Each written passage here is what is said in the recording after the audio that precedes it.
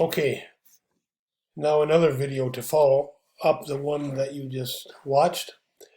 This will talk about the rationale behind using multi-column journals instead of the general journal that we've used throughout the first semester and up till now.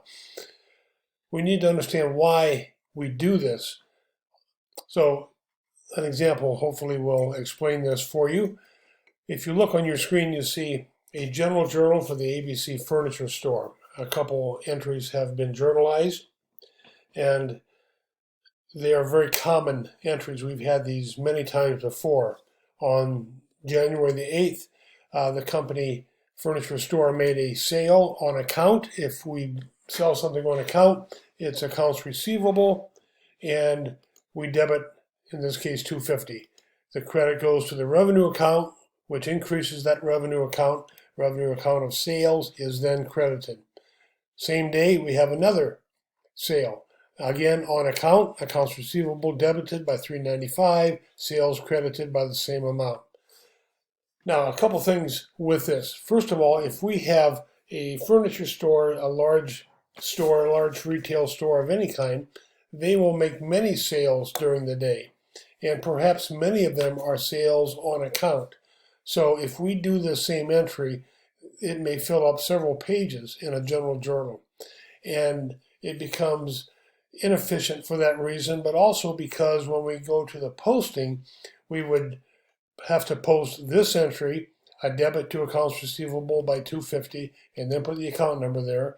Then we go to accounts receivable again, and again, debit accounts receivable, put the account number there. Do the same thing for sales, credit the sales account in the general ledger. Again, sales, credited again, account number, put back in posting reference. So it takes a lot of time to do that. If we have 15 or 20 or more sales on accounts, this seems to be pretty time consuming for no particular reason. So there must be a better way to do this. And fortunately there is. A couple other things that we did not take into consideration up till now is the fact that when we make a sale of any kind, either on account or for cash, there's going to be some sales tax involved.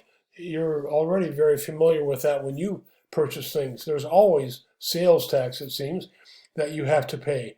These kinds of transactions didn't identify any amount of sales tax. So that's a little unrealistic. We weren't quite ready for it, but now we are. We'll show you how that works. The other thing this does not show would be who these people are.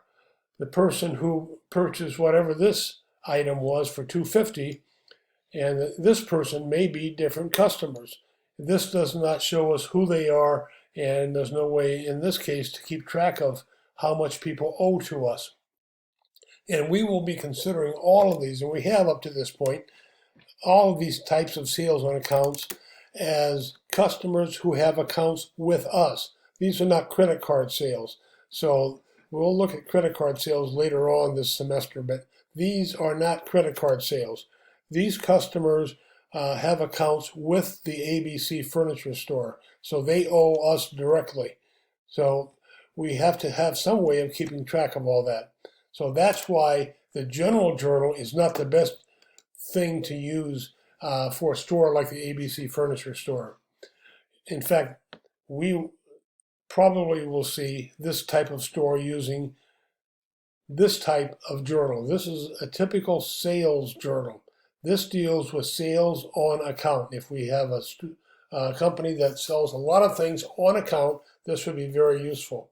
So let's first take a look at this multi-column journal. It has a date column, nothing new there.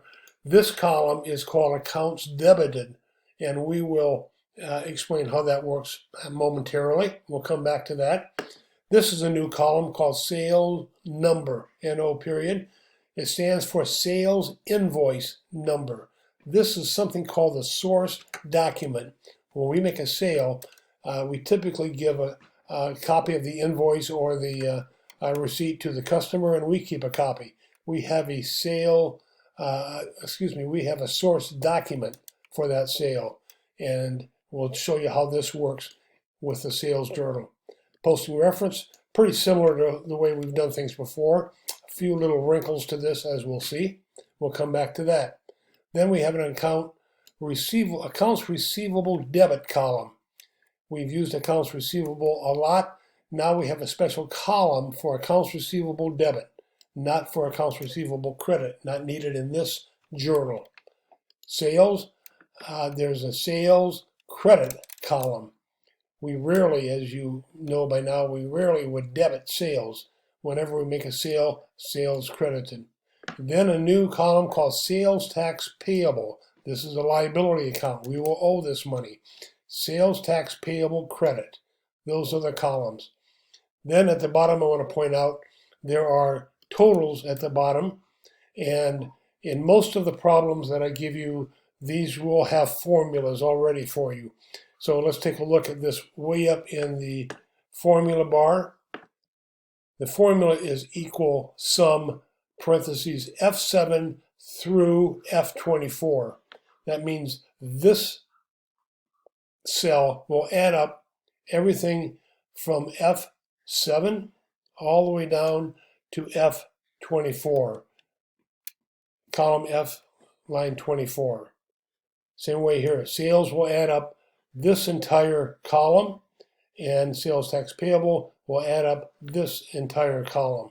So those totals will become important, as we'll see in a few minutes. Now, let's go to the next tab at the bottom. This is the very same ABC Furniture Store sales journal, and I put in 3 entries for you, and we'll walk through these. On the right, first of all, very important, sales tax we will be using every time from now on. Sales tax we will be using a percentage of sales, 5.75% is fairly common. Certainly it's common in Ohio, but it varies from state to state, and some locations, some cities have local sales tax to add to that. But we're going to use 5.75% for our problems. And remember, this has to be converted to decimal. 5.75% equals 0.0575. Very important. Now, let's take a look at 3 sales that happened on January the 8th. First of all, there was a sales invoice, source document, number 101. Sally Armstrong purchased something on account for $110. And in the journal now, we will put the date.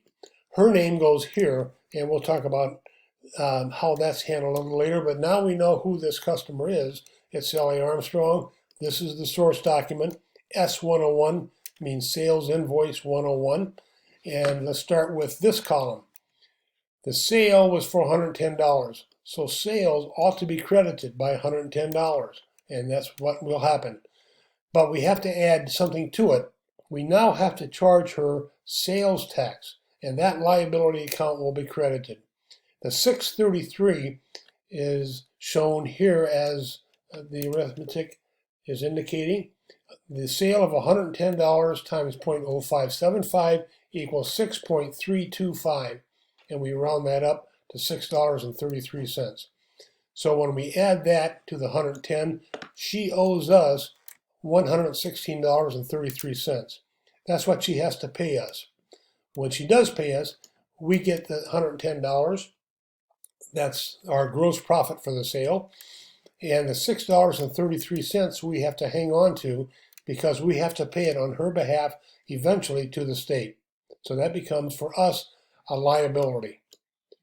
Let's look at another one. Same day, James Morgan, sales invoice 102, way on the right. He purchased something from us for $56.50. That's the sales credit. And now we have to add it, once again, the sales tax. If you look here, that's the arithmetic part of it. $56.50 times the 0.0575 equals 3.248. Once again, rounded up to $3.25. Added to the $56.50, he now owes us $59.75. And Pat Phillips, again, same day, sale of $225, figuring the sales tax once again, rounded up to $12.94. These two added together indicates that Pat owes us $237.94. So that's how the journalizing is done. Now the time is saved in the posting, and typically in a store like the ABC Furniture Store, a store that makes many sales every day, we don't wait until the end of the accounting period to do the posting. We do the posting daily. That's very common. So somebody has to handle this, and there may not be just 3, there may be 23, there may be, whoops, didn't want to do that. There may be many other sales in addition to the ones that we looked at. So we don't go to the sales account for every single one. That's where the totals come in. So let's go left to right. This total for 1402 is obviously the total of those 3. And this tells us we go to the accounts receivable account in the general ledger and we debit for 1402. So that may be account number, let's say 102. That's where the account number would go. Not in this column. We'll come back to this column later. But this indicates that $414.02 was debited to the accounts receivable account in the general ledger. This total is the total of all the sales. That would be credited, because that's what the column tells us to do. We credit sales by $391.50.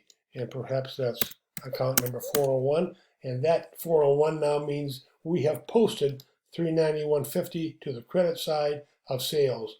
So we don't do it 3 times. We don't do it 24, 25, 30 times during the course of a day.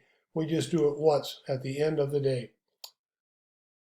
And then finally, our third column is sales tax payable credit. It's a liability. And we look at that total. We have collected 3 different amounts of money from 3 different customers, adding up to $22.52. That becomes a liability. Eventually, we have to pay that to the state. So right now, we have it credited to account number perhaps 202, which is a liability account.